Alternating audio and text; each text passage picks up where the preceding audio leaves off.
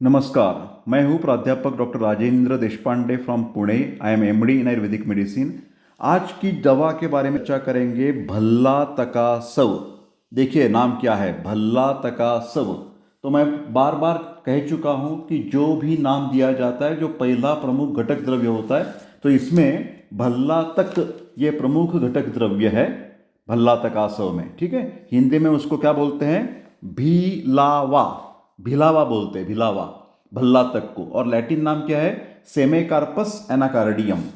तो ये इसमें कई कंपनी के भल्ला तकादी काढ़ा भी मिलता है, कई कंपनियों का भल्ला तकासव भी मिलता है।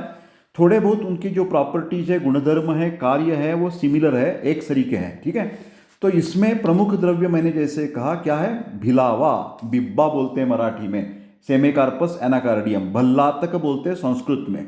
तो ये भल्ला तक के अलावा इसमें घटक द्रव्य है आवड़ काठी, आंवला बोलते हैं, हरड़ बोलते हैं, हिरड़ा, गुड़ूची का मतलब गुड़वेल, शक्कर होती है, धायटी के फूल होते हैं, शहद होता है, और इसके अलावा लोह भस्म भी होता है जिसको आयरन बोलते हैं। ठीक है, तो इसमें क्या करते हैं कि ये बिब्बा या भल्ला तक, या जैसे मैंने कहा कि भिलावा, इसको आवड़ काठी, हिरड़ा और गुड़ूची की चूर्ण में उसमें पानी मिलाकर उसमें शक्कर डालते हैं, धायटी के फूल डालते हैं, शहद डालते हैं, और संधान क्रिया द्वारा, अल्कोहलिक फर्मेंटेशन द्वारा भल्ला तकासव बनाया जाता है। ठीक है, यह भिलावा है या भल्ला तक हो या बिब्बा हो, यह आयुर्वेद ने कहा है कि उसकी गुणधर्म तीक्ष्ण और उष्ण है, very hot and heat property है। तो इसके कारण वो वातहर दवा है, वातहर। और आप तो जानते हैं कि वात की बीमारी क्या होती है हमारे शरीर में, ज़्यादातर कहीं भी पेन, दर्द महसूस होता है, वेदना होती है, तो वो वात के कारण होती है। ठीक है, तो इसके लिए ये उत्कृष्ट वातघ्न या वात को काबू आने वाली दवा है, जिसको मस्कुलोस्केलेटल डिसऑर्डर्स, चाहे वो मसल्स की प्रॉब्लम हो, चाहे वो बोन्स के प्रॉब्लम हो, चाहे वो दर्द जॉइंट्स के प्रॉब्लम हो, कहीं भी आपको दर्द हो रहा है और आपकी प्रकृति कफ प्रकृति प्रिडोमिनेंट है, वात प्रकृति है, कफवात है, तो आप भल्ला तकासव यूज कर सकते हैं। फिलहाल ध्यान में रखिए, कई कबार ये लोगों को भिलावा की एलर्जी भी हो सकती है, तो इसके लिए उसको बहुत छोटे की मात्रा में शुरू में देखना है कि व्यक्ति को एलर्जी है या नहीं है। ये लेने के बाद कुछ आपको खुजली चालू हो गई, दाह चालू हो गया, और कुछ जैसे कि हमारे शरीर में पूरा कुछ स्किन प्रॉब्लम आ गया, अर्टिकेरिया जैसी कुछ शिकायत बनते लगी, तो ये समझना चाहिए कि भिलावा का आपको अच्छा नहीं है, मतलब असाथ में हो जाएगा, उसकी एलर्जी आपको है, तो आपने भल्ला तकासव नहीं लेना है। ध्यान से सुनिए, किसी ने नहीं लेना है। ये वीडियो आखिर तक देखें, मैं लास्ट में और एक चीज़ आपको बताने वाला हूँ, बहुत इंटरेस्टिंग चीज़ है वो। ठीक है, अभी देखते हैं कि इसका उपयोग हम कहाँ कहाँ पर कर सकते हैं। जैसे मैंने कहा कि वातघ्न है, वात रोगों में काम करता है, वेदना और शूल कम करता है, क्योंकि वात का गुण है शीत, वात का गुण है रुक्ष, तो ये बढ़ने से वेदना होती है। तो ये बिब्बे में, भिलावा में तीक्ष्ण, उष्ण और स्निग्ध गुण होने के कारण वो वात के विरोधी गुणधर्म है, इसीलिए वात का शमन हो जाता है और दर्द कम होता है। तो जहाँ जहाँ संधिवात है, स्पेशली आमवात बोलते हैं, रूमेटिक आर्थराइटिस। फिर ध्यान से सुनिए, सभी आर्थराइटिस मैं बोल रहा हूँ फिलहाल, वात रक्त जिसको आयुर्वेद ने कहा है कि रूमेटॉइड आर्थराइटिस और गाउट जैसी शिकायत हो, या कृष्टक शीर्ष बोलते हैं, ट्यूबरक्युलर नी जॉइंट, इसमें वेदना होने पर भी आपको भल्ला तकासव नहीं लेना है, नहीं लेना है। किसने नहीं लेना है, रूमेटॉइड आर्थराइटिस के लोगों ने नहीं लेना है, गाउट के लोगों ने नहीं लेना है, कृष्टक शीर्ष के लोगों ने नहीं लेना है। इसके अलावा जो भी आपको लगता है, रूमेटिक फीवर हो या मस्कुलोस्केलेटल स्प्रेन आ रहा हो या ऑस्टियोआर्थराइटिस हो, इसमें आप जरूर भल्ला तकासव ले सकते हैं। फिर वात के साथ साथ जब भी रक्त की दृष्टि हो, तो आप भल्ला तकासव का इस्तेमाल नहीं करेंगे, क्योंकि ये भल्ला तक जो है पित्त और रक्त के लिए बहुत ही डेंजरस है, धोखादायक है, क्योंकि इसके क्या हो जाएगा, पित्त प्रकोप हो जाएगा, रक्त की दृष्टि हो जाएगी और आपको ब्लीडिंग चालू हो जाएगा, रक्तस्राव हो सकता है, ये इसका साइड इफेक्ट है। तो आपको ये ध्यान में रखना है कि भल्ला तकासव जहाँ भी पित्त वृद्धि है, पित्त का पर्सन है या पित्त प्रकृति है आपको, रक्त के आपको ब्लीडिंग डिसऑर्डर्स है, प्लेटलेट्स काउंट कम है आपके शरीर में, आपको ब्लड डिस्क्रेसियाज बोलते हैं, कहीं भी ब्लीडिंग होता है, आपकी आदत है, मतलब पाइल्स में आपको ब्लीडिंग पाइल्स की शिकायत है, या पेट में अल्सर है, या मुंह में से थूक में से रक्त आ रहा है, नाक में से रक्त आ रहा है, यूरिन के द्वारा आपको रक्त आ रहा है, तो कहीं भी ब्लीडिंग हो, रक्तस्राव हो, तो आपको भल्ला तकासो कभी भी बिल्कुल नहीं लेना है।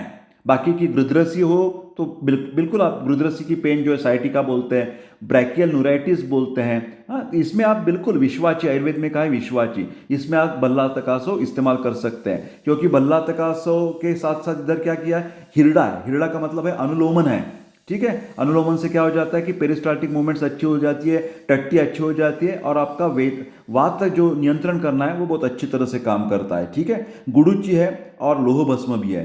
तो जहाँ भी ये संधिवात के कारण या अलग अलग चीज़ के कारण आपको एनीमिक कंडीशन है, आपकी इम्यूनिटी कम है, तो इसमें भी आप भल्ला तकासा इस्तेमाल कर सकते हैं। फिर ज़्यादातर जहाँ कफ का प्रिडोमिनेंस है वहाँ आप इस्तेमाल कीजिए। आपको बवासीर की शिकायत हो तो इसमें ध्यान से सीखिए कि जिसमें कुछ बवासीर सूखे होते हैं, कुछ बवासीर में खून आता है, तो जो ब्लीडिंग पाइल्स है उसमें आपको भल्ला तकासो नहीं देना है। आयुर्वेद के हिसाब से शुष्क अर्श हो तो आप भल्ला तकासो यूज कर सकते हैं, क्योंकि बिब्बा जो है, भिलावा जो है, वो अग्निदीपन का कार्य करता है। इसके अलावा जो पेट की अग्नि मंद होने के कारण अतिसार, डायरिया हो रहा हो, क्रॉनिक कोलाइटिस की शिकायत हो, प्रवाहिका डिसेंट्री, अमीबियासिस, डियार्डियासिस बार बार आपको होता हो, तो इसमें भी आप जरूर भल्ला तकासा का इस्तेमाल कर सकते हैं।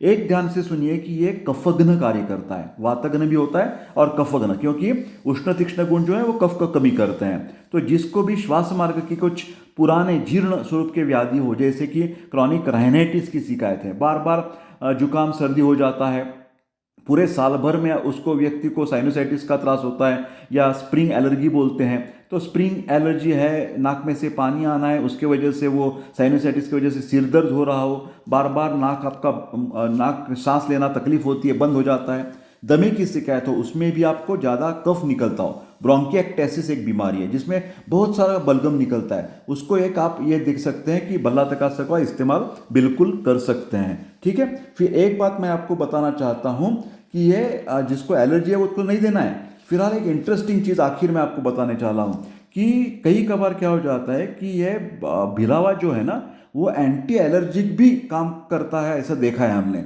मतलब ये प्रैक्टिस में आपको देखने को मिलता है कि कई ब्रोंकियल अस्थमा तो ज़्यादा टाइम एलर्जिक होता है, कई लोगों को खांसी आती है, ज़्यादा देर तक 3-3 हफ्ते तक खांसी चलती है, उसको बोलते हैं इओसिनोफिलिया।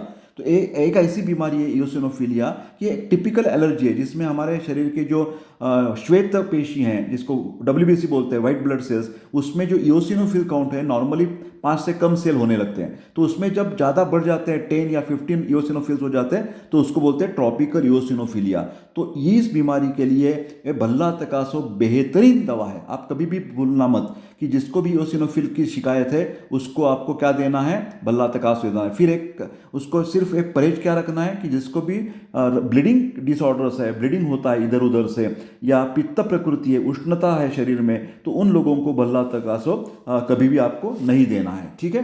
तो ये बहुत सारी, इसमें आप बोलेंगे सर एलर्जी को भल्ला तकासो आपने सजेस्ट किया है, संजीवनी गुटी जो है ना उसमें भी ये भल्ला तक है, तो भल्ला तकासो भी दे सकते हैं, संजीवनी गुटी उसके साथ दे सकते हैं। तो ये तो मैं ऐसे कहता कि जैसे हम मराठी में बोलते हैं कांटा से कांटा निकालो, मतलब कभी भी विष है तो उसको विष के द्वारा मारा जाता है, तो इसी तरह से वो एलर्जिक को एंटी एलर्जिक की तरह ये भल्ला तक काम करता है, ठीक है। फिर आपको देखना है, मतलब मेरे कहने का सारांश ये है कि जिन व्यक्ति को इससे फायदा होता है उनके लिए वो अमृत है, और जिस व्यक्ति को ये भिलावा की एलर्जी है उनके लिए विष जैसा है। तो आपको एक मतलब निकालना पड़ेगा कि किस व्यक्ति को ये अच्छा हो सकता है, किस व्यक्ति को इससे तकलीफ हो सकती है, ठीक है। अच्छा, दोनों तरफ से ये काम कर, चम्मच समभाग पानी से खाना खाने के बाद ही आपको इस्तेमाल करना है। तो ऐसे ही वीडियो देखने के लिए कृपया लाइक, शेयर और मेरा चैनल सब्सक्राइब भी कीजिए, और जो ये बटन है आपका बेल का वो प्रेस कर दीजिए, तो आपको नोटिफिकेशन मिलते जाएंगे। बहुत बहुत धन्यवाद। फिर एक ध्यान में रखिए, एजुकेशनल वीडियोज़ है, तो डिस्क्लेमर नाते से मैं बताना चाहता हूँ